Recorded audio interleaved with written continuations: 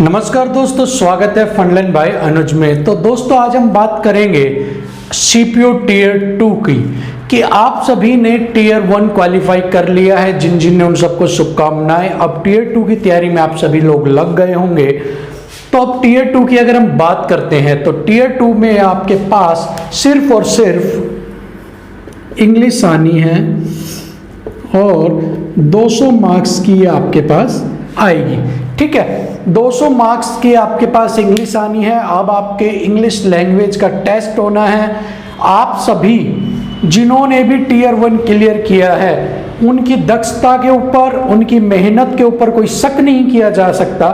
लेकिन फिर भी अगर आपके जो एग्जाम था आपका सीपीओ का, अगर उसमें आपके 4 सेक्शंस हैं तो उन 4 सेक्शंस के अंदर से आप किसी एक सेक्शन में कम भी कुछ अटेम्प्ट करते हो तो भी आपका काम चल जाता है, क्योंकि यहाँ पे सेशनल वाइज या सेक्शन वाइज आपके कोई भी कट ऑफ नहीं है।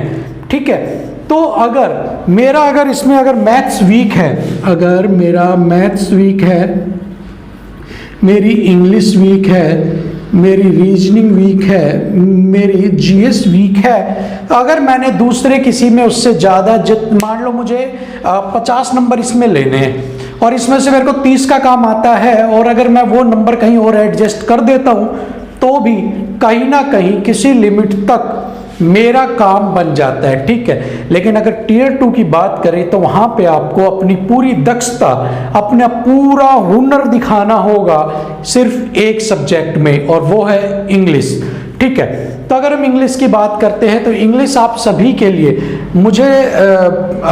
अगर आप सभी के लिए बहुत सही है, अगर आप सभी की इसमें दक्षता है, हाथ बैठा हुआ है, तो आप ये मान सकते हैं कि आपके लिए ये एग्जाम बहुत अच्छा है। लेकिन अगर आपका हाथ इसमें तंग है, अगर इंग्लिश आप वीक है, अगर आप इंग्लिश में कमजोर हैं, हल्का बेस आपका मजबूत नहीं है, तो ये पेपर आपके लिए थोड़ा सा टफ हो सकता है। नामुमकिन जैसा कुछ भी नहीं, थोड़ा सा टफ हो सकता है। Hard work is the key of success. ठीक है, या hard work is the key to success, ये 2 सेंटेंस मैंने आपको बताए हैं। इन दोनों सेंटेंस के अंदर ये आपका टास्क है कि आप मुझे गलत कौन सा है, सही कौन सा है, कमेंट करके जरूर बताइएगा। तो दोस्तों आज हम बात कर रहे थे इंग्लिश की, तो इंग्लिश में आपको 200 नंबर में आपका जो एग्जाम है वो होगा और इसके अंदर आपसे narration, passive voice, fillers, antonym, synonyms, error, parajumble, idiom phrases and English का पैसेज। ठीक है, ये हर चीज, हर मुमकिन चीज आपसे पूछी जाएगी, आपको हर आपकी परीक्षा की कसौटी पे खरा उतारने के लिए कि आप खरे उतरते हैं या नहीं। तो दोस्तों अभी आप सभी ने जो पेपर दिया है उसके बाद आप थोड़ा सा रिलैक्स हो गए होंगे जिनका सिलेक्शन हुआ है, लेकिन अब आप मान के चलिए कि अभी जो आपने पार किया है वो आपको रिलैक्स होने के लिए बैठने की बिल्कुल भी जरूरत नहीं है, क्योंकि ये बाधा अभी भी आपकी रास्ते में खड़ी हुई है। ठीक है, सिंपल फ्लैट आप सड़क पर तो दौड़ के आ चुके, अब आपको बाधा दौड़ पार करनी है और वो बाधा दौड़ है आपकी इंग्लिश 200 नंबर की। लेकिन घबराने की कोई ज़रूरत है नहीं। अभी एग्जाम से पहले अगर आप हार्ड वर्क करते हैं, अगर आप एक प्री प्लान मैनेजमेंट के तहत काम करते हैं, तो आप इस इंग्लिश को ऐसे क्रैक कर जाओगे जैसे कि आपके लिए ये कोई बच्चों का खेल हो। ठीक है, तो लेकिन इसके लिए आपके पास 2 चीज होनी बहुत ज़्यादा जरूरी है। First, dedication. Second, right motive. ये 2 चीज तो आपके पास, और अगर इसमें तीसरी अगर सोना है और उसको अगर पॉलिश करना है तो आपके पास होना चाहिए right guidance. Dedication, right motive and right guidance, अगर ये तीनों चीज आपको मिल जाती हैं तो ऐसा कोई भी चीज नहीं जो आप क्रैक ना कर पाए। ठीक है, डेडिकेशन। डेडिकेट आपको अपने काम के लिए खुद होना पड़ेगा, आपके अंदर से कोई मोटिवेशन और डेडिकेशन नहीं जगा सकता।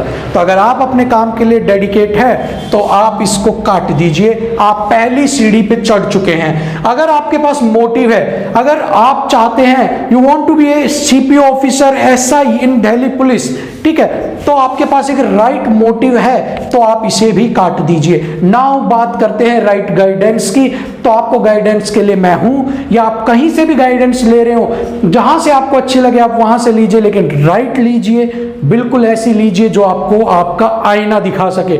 जो आपको आईना नहीं दिखा सकता वो आपके लिए राइट गाइडेंस नहीं है। आप बोलते हो इंग्लिश की जगह इंग्लिश बोलते हो, ठीक है, What are you doing इसकी जगह आप बोलते हो What is you doing।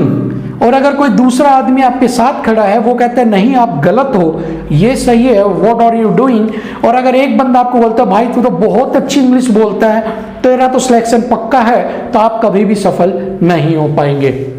ठीक है, जब भी आपके पास 25 या 50 नंबर का पेपर होता है तो आपको परखने का इतना मौका नहीं मिल पाता, क्योंकि 50 नंबर में एक लिमिटेड चीज दी जाती है, जिसमें कि आपको बहुत बड़े सिलेबस में से एक आपको आधा एक बहुत बड़े तालाब में से एक गिलास भर के आपको दिया जाता है। लेकिन ये 200 नंबर का करवाने का मोटिव ही ये है कि आपकी हर उस एक चीज को परखा जाए जो आप दावा करते हैं कि हाँ मैं इस चीज के लिए तैयार हूं। और अगर आप इस चीज के लिए तैयार हैं तो आपको यहाँ पे अग्नि परीक्षा पास करनी होगी। तो आज से आपको इस अग्नि परीक्षा के लिए कमर कस लेना है। जश्न मनाने का वक्त भी आएगा, लेकिन अभी नहीं, इसके बाद। ठीक है, तो आज जो हम करेंगे या आज जो मैं आपको बताता हूं उसके बारे में अब आप ध्यान से सुनना। आज से ये तीसरे वाला काम मैं करने जा रहा हूं, 2 आप पहले एडवांस से वीडियो देखते हुए कर चुके हैं। किसी भी शरीर के इंसान के लिए चलने के लिए बैकबोन, रीढ़ की हड्डी का होना बहुत जरूरी है। वैसे ही इंग्लिश में अगर आपको दक्षता हासिल करनी है तो आपके पास टेंस का आना बहुत जरूरी है। जैसे इंसान में रीढ़ की हड्डी का मेन बहुत बड़ा स्थान है, उस वैसे ही टेंस के बिना आप कोई सेंटेंस पूरा कर ही नहीं पाएंगे, क्योंकि जब तक आपको ये नहीं पता कि कहाँ वो जाना है, कहाँ इज आना है, कहाँ विल आना है, आप कोई भी सेंटेंस बना ही नहीं पाएंगे। तो सबसे पहले अपने रीढ़ की हड्डी को मजबूत करते हैं। सबसे पहले घर बनाने से पहले लेंटर या छत नहीं डाली जाती, सबसे पहले नींव भरी जाती है, सबसे पहले बेस मजबूत किया जाता है। तो अभी जब तक आपके पास टाइम है तो अभी आप मान के चलो आपके पास अप्रोक्सीमेट 2 महीने तो है ही है। तो इन 2 महीने में मिशन आपके पास होना चाहिए, मिशन 60 आप अगर बना के चलते हैं तो आप इंग्लिश